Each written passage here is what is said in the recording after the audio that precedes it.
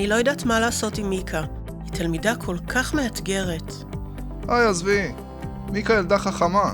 היא הרי מכוננת. היא יכולה להסתדר לבד. בסרטון המכונן 24/7 הצגנו חלק מהמיתוסים ומהמאפיינים הנוגעים לילדים מכוננים. כעת ננסה לראות מהם האתגרים בהוראת מכוננים בכיתה רגילה וכיצד מתמודדים איתם. אנחנו מדברים על בעיה של הילדים המכוננים והמצטיינים, כל בעלי הקוגניציה הגבוהה שיושבים בכיתה הרגילה, ואנחנו הרבה פעמים שומעים גם ממנהלים, גם ממורים, את התפיסה השגויה שהילדים האלה יסתדרו. המשימה שלנו היא להביא למודעות מה הצרכים של הילדים האלה, מה המאפיינים שלהם, מה מאפייני הלמידה שלהם, ובהתאם לכך לכוון את המורים לסט כלים שיכול לעבוד טוב יותר עם אותם ילדים ולקדם אותם מהמקום שבו הם נמצאים.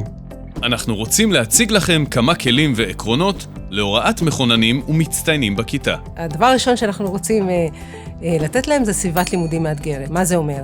זה אומר שיש בה הרבה מאוד גירויים, זה אומר שסגנונות הלמידה בה מגוונים, למידה היא רב-תחומית, שאלת שאלות גבוהות מסדר גבוה שמעודדות ניתוח וגם בנייה של ידע, הערכה, יצירה, יכולות בעצם ליצור אתגר אצל הילדים האלה ולעודד אותם ללמוד יותר. בכיתה שלי יש 30 תלמידים. לכל אחד מהם יש צורך משלו. איך אני יכולה לתת מענה לכל התלמידים בבת אחת? האתגר האמיתי שלנו בכיתה הוא לתת מענה מותאם לכל ילד וילד, גם לילדים המכוננים. למידה דיפרנציאלית היא למידה שמותאמת בעצם לכל התלמידים בכיתה שלי, ואני מתאימה את ההוראה לצרכים המיוחדים של כל אחד ואחד.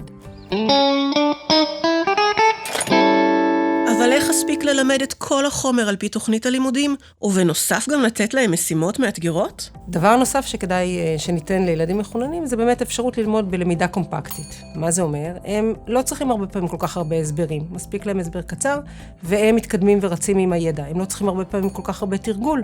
הם מתרגלים 2-3 ומבינים את העניין. למשל, מורה מסבירה משוואה בשני נעלמים. את זה צריך ללמוד. כל אחד צריך ללמוד את זה. אתה לא נולד עם הידע הזה. אבל ברגע שהוא הבין את העיקרון, מספיק לו 2-3 לתרגל את זה, ועכשיו לא משנה איזה מספרים אתה תשים בתוך המשוואה בין שתי נעלמים, הוא יפתור את זה.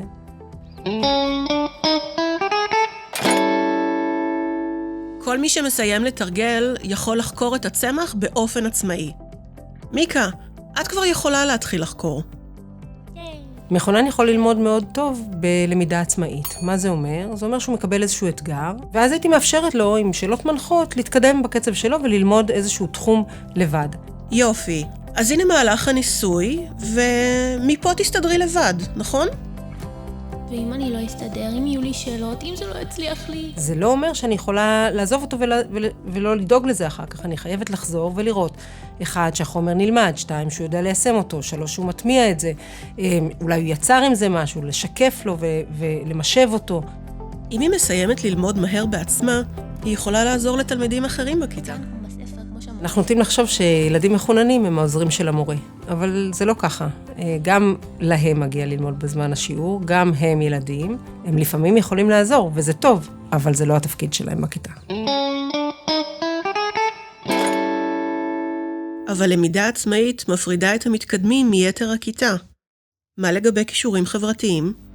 חשוב לתת לילדים מכוננים ללמוד במיוחד דברים חדשים, עם אלה שדומים להם, אלה שהקצב של הלמידה מתאים להם, אלה שצורת החשיבה הדומה מדברת אליהם. הייתה את הדרכה נכנס להם יוסם שהיו